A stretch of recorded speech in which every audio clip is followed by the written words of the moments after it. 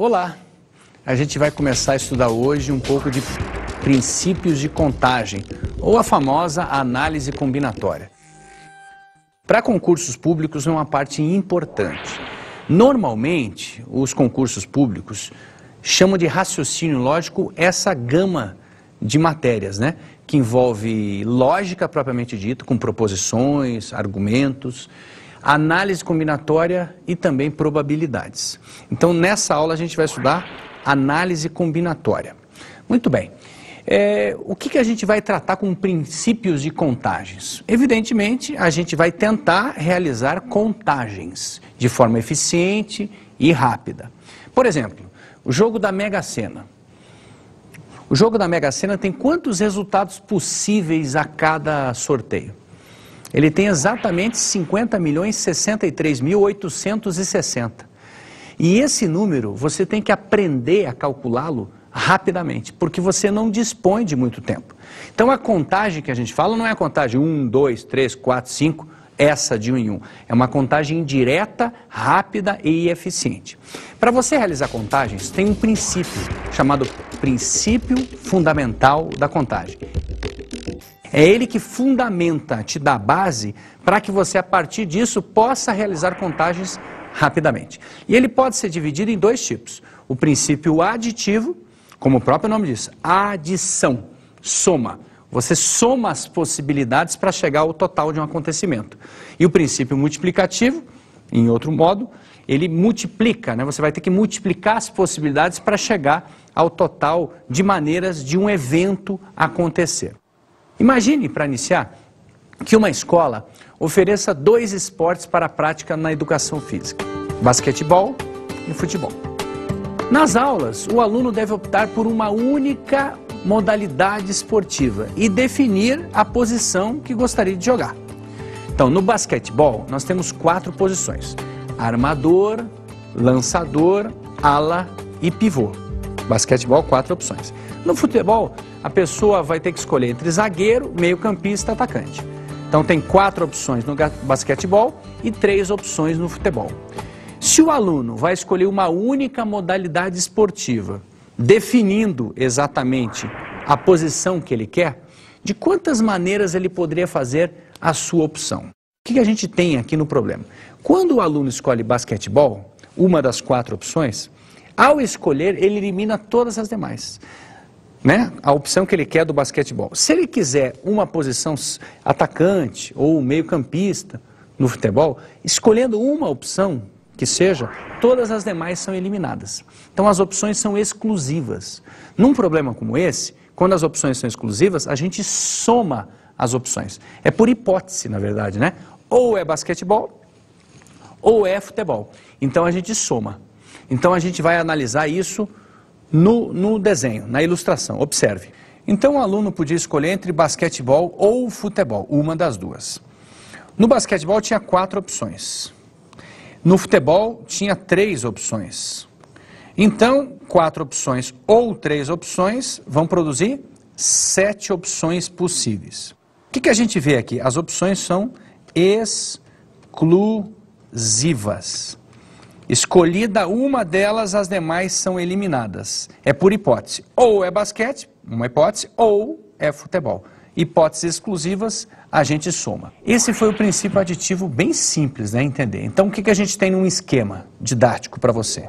Se você tem um acontecimento D1, que tem M1 maneiras de ocorrer, um acontecimento D2, que tenha M2 maneiras de acontecer, de você escolher, se D1 e D2 são acontecimentos exclusivos, para você realizar ou D1 ou D2, você tem quantas maneiras, quantas escolhas você pode fazer? M1 mais M2. A gente soma as possibilidades. Em outro exemplo, vamos considerar que as aulas de educação física, o aluno tivesse que praticar obrigatoriamente os 2 esportes. E além disso, em cada um deles, ele tivesse que escolher ainda a posição predileta. As posições que você já viu, né? Tinha 4 opções para basquete, 3 opções para o futebol, mas ele teria que escolher os 2, a posição do basquete e do futebol. De quantas maneiras ele poderia fazer as escolhas? Veja, agora evidentemente a gente vai ter mais opções. Por quê? Porque se ele vai escolher um, não exclui o outro. Então ele vai ter que fazer duas escolhas. Para cada uma escolha de basquete tem no futebol. Para cada 4 do basquete tem 3 do futebol. E para cada 3 do futebol tem 4 do basquete. Então quando a gente perceber no problema que para cada tantas opções deste tem tantas do outro, o princípio é multiplicativo. Observe. Basquete ou futebol, o basquete e futebol era a opção dele. Como não eram opções exclusivas, aqui há uma dependência, né? Dependência. Por que a gente diz dependência? Porque a escolha dele vai depender da escolha do basquete e do futebol, as duas. Então, nesse caso, nós temos 12 opções possíveis. Antes era 4 mais 3, agora 4 vezes 3, 12 opções possíveis. Então, no princípio multiplicativo, se tem um acontecimento D1, que tem M1 maneiras de ocorrer, um D2, M2 maneiras, e são opções sucessivas, né? Você escolhe um, depois escolhe o outro, o que você vai fazer? Você vai multiplicar. Vai fazer M1 vezes M2 para descobrir o total de maneiras para isso acontecer. Presta atenção em mais um exemplo. A senha de um cartão de crédito é formada por 4 algarismos distintos. O portador do cartão esqueceu a senha, mas lembrava que, se o número que constitui a senha fosse par, então o primeiro algarismo era o 7. E se o número fosse ímpar, então o primeiro algarismo era par. Então como é que a gente vai resolver esse problema, né? Onde o sujeito esqueceu a senha do cartão de crédito e tem algumas coisas que ele lembra. Nós vamos separar essa análise em duas possibilidades. Bom, se o número, a senha, né, que representa o número do cartão, é par ou se é ímpar. Então vamos analisar primeiro a seguinte situação. Se a senha for par, o que foi dito no problema? Que o 7 é o primeiro algarismo. Então aqui eu coloquei 4 quadradinhos que simbolizam a ideia da senha, a senha par, e aqui eu coloquei o 7 e puxei uma flechinha e coloquei o número 1. Por quê? Porque se o primeiro algarismo é 7, existe uma única possibilidade para ele. Apenas uma. Vamos continuar assim. Agora, essa parte aqui, ó, é importante. Por que esse último aqui? Porque se ele falou que a senha tem que ser par, quando que um número é par? Não é obrigatório que todos sejam pares. É obrigatório apenas que o último seja par. E para ele ser par, ele tem que terminar com 0, 2, 4, 6 ou 8. Por isso, existem 5 possibilidades para essa última posição ser par. Muito bem, então aqui a possibilidade é única, eu usei o 7, aqui 5 possibilidades.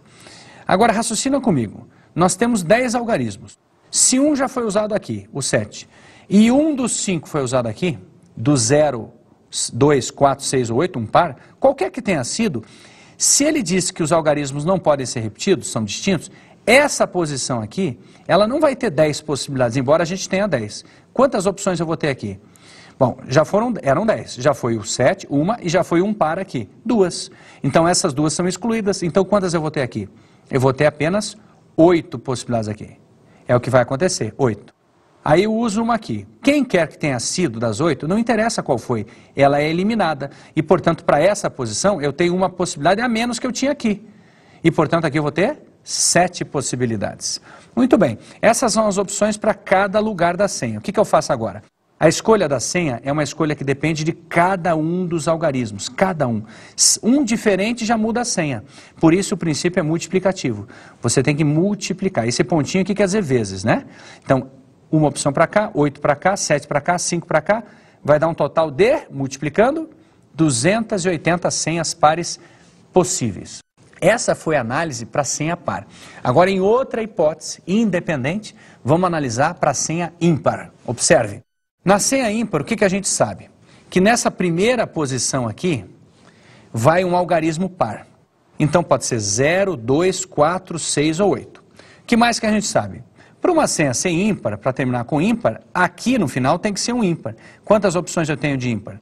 1, 3, 5, 7 ou 9. Tem 5 possibilidades também. Então aqui eu escolhi um par, aqui eu escolhi um ímpar. Se eles não podem mais ser utilizados, dos 10 algarismos que nós temos, quantas opções restarão para cá? 8. Eu perdi uma aqui, quem quer que tenha sido, e uma aqui. Portanto, 8 opções para cá. Aí eu já usei uma aqui, já usei uma aqui. E um dos 8 restantes eu usei aqui, que não pode ser usado aqui. Então aqui eu vou ter quantas? 7 opções possíveis. Da mesma forma, eu uso um aqui, e um aqui, e um aqui, e um aqui. A senha depende de cada um deles. Essa dependência gera o produto, princípio multiplicativo. Multiplicando, 1.400 senhas possíveis. Analisei então as senhas pares, 280. As ímpares, 1.400. O que eu faço agora? Como as hipóteses eram independentes, o que eu vou fazer então? Eu vou somar. Eu vou adicionar, eu vou usar o princípio aditivo. E, portanto, somando as senhas pares, 280, com as senhas ímpares, 1.400, eu chego a 1.680 senhas possíveis. Para que serviu esse exemplo? Serviu para te mostrar que não é sempre um problema que usa só o princípio aditivo ou usa-se só o princípio multiplicativo. Muitos problemas se usa uma parte mais, uma parte vezes, de forma inteligente, para chegar à resposta como a gente fez.